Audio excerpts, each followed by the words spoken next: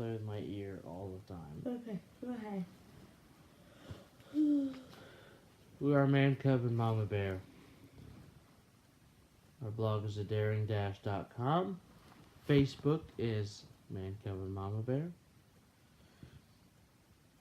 This is Good Morning God. Rick Coram, rickcoramministries.com.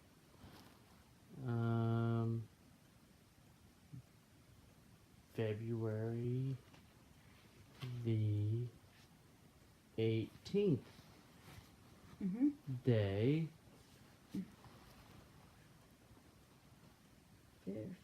50, 40, 31, 41, 50, 49. 49. 49. That's what we're going with, at least. Life is in the blood. Through the blood. No, it's life is in the blood. In the blood. Leviticus 17, 1 through 16. Is your homework? It is a little known fact that George Washington, the first president of the United States, bled to death. I didn't know that. Neither did I. One day in his later years, he developed a severe sore throat. Washington's doctor believed that he had dirty blood, so the doctor performed a medical procedure called bloodletting, or phlebotomy, a surgical practice that began in ancient Egypt and lasted well into the 1800s. It was the primitive and painful method of opening veins to drain the bad or dirty blood from the body. George Washington's physician bled him 3 times in one day. Unfortunately, bloodletting did not cure Washington, it killed him. Fortunately, doctors no longer prescribed bloodletting for a bad sore throat. By the late 19th century, medical science finally understood that blood is essential to life. Fewer people would have died if scientists had only read the Bible. In Leviticus 17:14, God told us that life is in the blood. Everything our body needs to survive and stay strong is circulated by the blood. Proverbs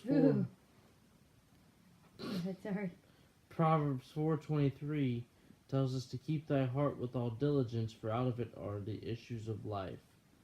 Blood flow is directed by the heart. What flows out of our hearts affects us both physically and spiritually. Let's see what blood flow is directly by Directed by the heart. blood flow. Directed by the heart. What flows out of our hearts affects us both. Okay.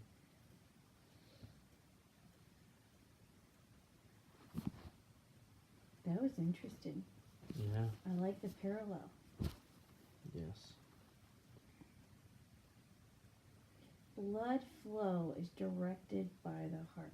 Here's where I'm confused. Here's my confession. I am very severely confused over, our heart being wicked. The Bible tells us that, right? Desperately wicked. Okay, nobody knows what you said. What'd Desperately you say? wicked. Our heart is desperately wicked. I think that's the wording. Okay. But we're supposed to... Is it believe in our hearts? I believe that it says believe in your heart.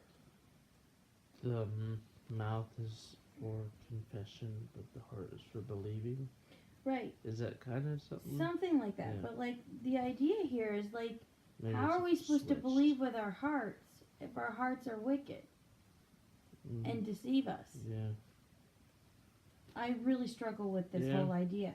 Like your whole life, you know, on humanity, it tells you to follow your dreams, follow your heart, listen to your heart. Yeah.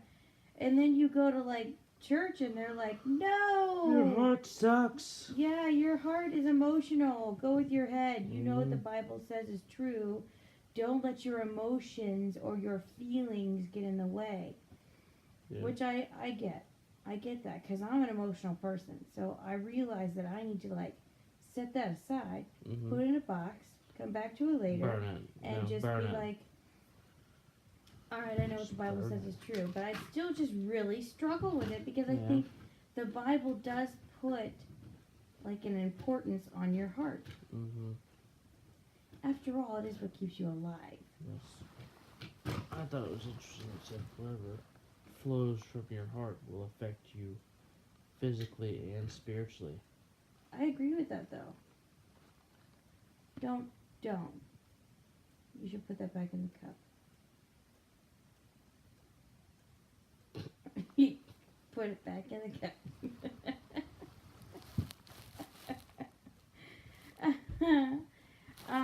Okay, so what's your confession? I let my heart control my emotions outwardly Mm-hmm. instead of me controlling my heart. Okay. Is it possible to control your heart? I think so. I think it's like when somebody came up to me and they got saved, and then a year later, it was a teenager. They come up to me at camp again, and they're like, we got saved last year, but now I'm like feeling different about it. And I said, Don't be stupid. I love you. What'd you say? I said, okay, did you get saved last year? Yeah. Did you mean it? Like, when you asked Jesus to come into your heart, which is another thing, to come in and save you, did you mean it? Yes. Okay. But it doesn't matter what you feel. You need to tell your heart to stop lying and stop feeling that way. So it's like your head tells your heart To shut up. to shut up, basically. Okay. But how do you know that you mean it if you're not emotional? If you don't have that emotional attachment to it? Me being a guy, I just say because you meant it. In that moment, did you mean it? Yes. Which means in that moment, just because you weren't crying or you weren't upset or you didn't get goosebumps, you were emotionally you meant it emotionally in that moment. And you meant it in your brain, too. You know what I'm saying? So like I said, this is an idea I struggle with. Yeah. It's a good point you brought up, though. So. Touch your hair to my hair. What is your insight on the heart of the matter? See what I did there? Tell us. You see what I did there? Yeah. Clever. Is it good? Alright. I can hardly wait to hear your answers. This is so hard Okay. to understand. Say it. Say it.